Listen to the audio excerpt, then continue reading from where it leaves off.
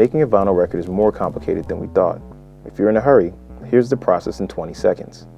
First, you cut your master on a lacquer. It's not vinyl yet, more like fingernail polish. That gets washed, then sprayed with silver, soaked with nickel, washed again, and cracked apart by this guy. The metal stampers get sent out to processing plants where this guy melts plastic glue across the stampers, trimmed at the edges, and cools into the vinyl record.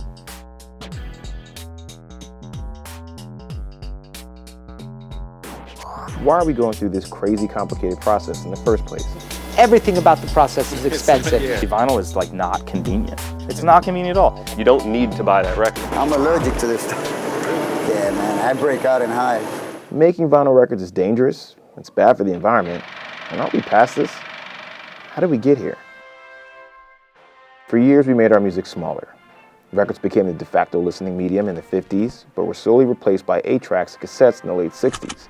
CDs appeared in 1982 and were outselling cassettes by the end of the decade. Napster and other peer-to-peer sharing services started in 1999, with iTunes following 2001, and by 2008, the CD was a dinosaur. It was replaced by MP3 players and streaming services that now make up nearly 2/3 of the US music business. And yet, more and more listeners are returning to vinyl's analog sound, and it all starts by cutting a master.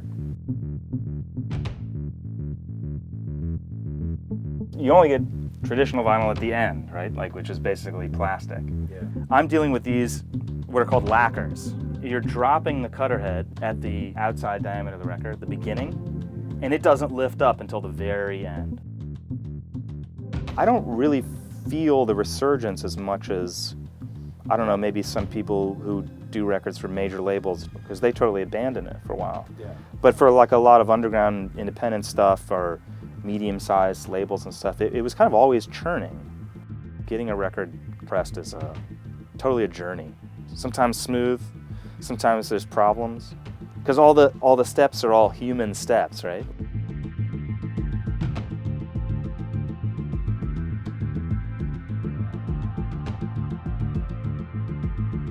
When the master is finished, the lacquer plate gets sprayed with a silver adhesive and soaked in a tank of nickel. Acids and more metals adhere to the mother and are eventually split apart to make stampers. You can see right there, see the nickel's adding on. So look at the difference between this one and that one. Yeah, that was like much more Yeah, this one I just put in, yeah. And this one is already, the nickel's attracting to it already. Okay. I'm allergic to this stuff. Yeah, man, I break out in hives. That's why I got cotton gloves underneath.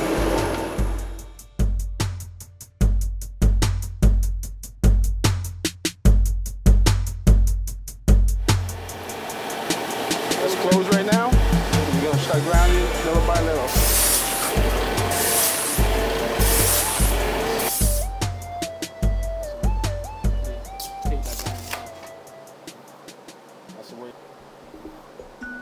When a stamper arrives at a pressing plant, it's used as a mold.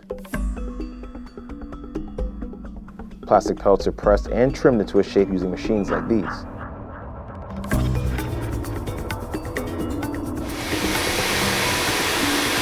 You start out like this as pellets.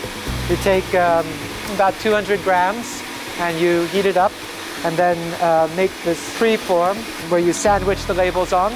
That will be squeezed into this record. Whenever you make a record, it's a special thing. There's a limited amount of records made. Even if you make 50,000 records a day, that's only 50,000. If you make a digital copy, that is infinite. When we first started, we were just two little machines over there. They were nightmares. Yeah. I would press for 8 hours and struggle to get 300 records off one machine, break my ass to get 300 records. Now, like I turn the machine on, 3 hours, turn it off, 300 records. It's not a breaking ass, it's nice and smooth, but I know I have a lot of competition where they're actually building machines. I rebuilt these machines, I oversaw the improvements to the process. Now, there are guys that are coming in and they're machine manufacturers where you can buy a record press if you want. So, I mean, it's a penny's business. I think we're doing it for other reasons as well. You can make some monies, but I think we're also doing it to keep busy and feel good about ourselves. After a record is sleeved, the last stop on a vinyl's journey is where most of us see it for the first time, the record store. So right now we're here at Good Records in the Lower East Side to understand a little bit more about how they're bought and sold.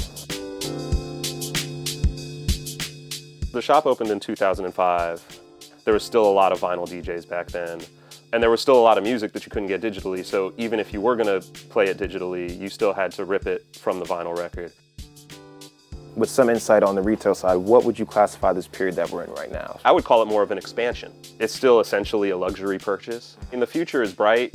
I don't see vinyl becoming less cool or less desirable on a collector's level, but you know, I do wonder how long as a pop trend it's going to continue, because I think that, you know, those things go in cycles.